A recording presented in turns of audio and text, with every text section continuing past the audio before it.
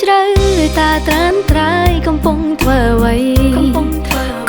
ងឆាជាមួយនាងថ្មីឬមួយកំពុងស្ដាប់ភ្លេងតបឆាតអូនផងបើសិនជីវ៉ាបងមិនតន់គេអូនចង់លឺសំឡេងមិនអូនចូលគេងក្នុងពេលរាត្រី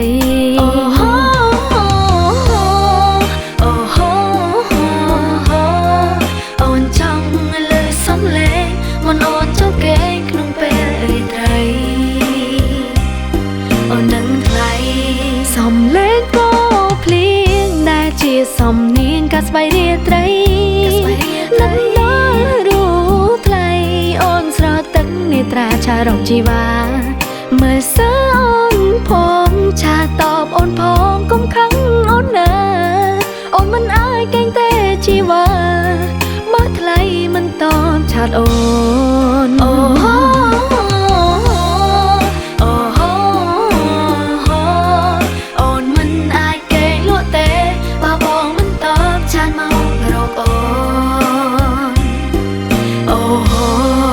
នពេលចូលគេងអូនចង់ស្ដាប់សំឡេងរបស់បង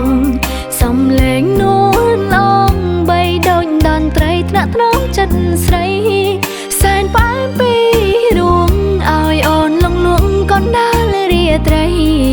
អារម្មណ៍រូបស្រីរីឡែកក្នុងស្បៃរាត្រី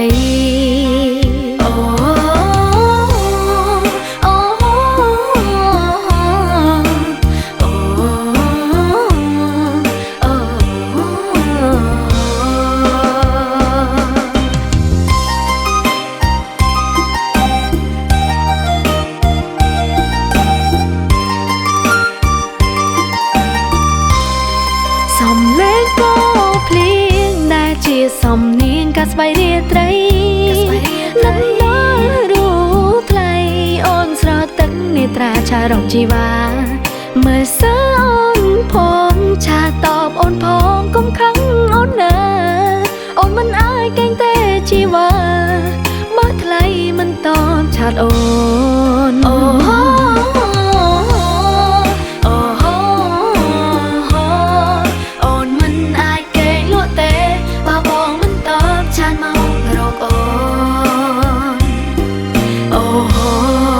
នពេលចូលគេងអូនចង់ស្ដាប់សំឡេងរបស់បង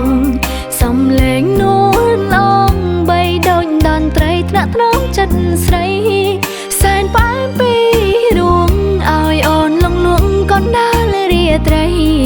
អារម្មណ៍រូបស្រីរីឡែកក្នុងស្បៃរាត្រី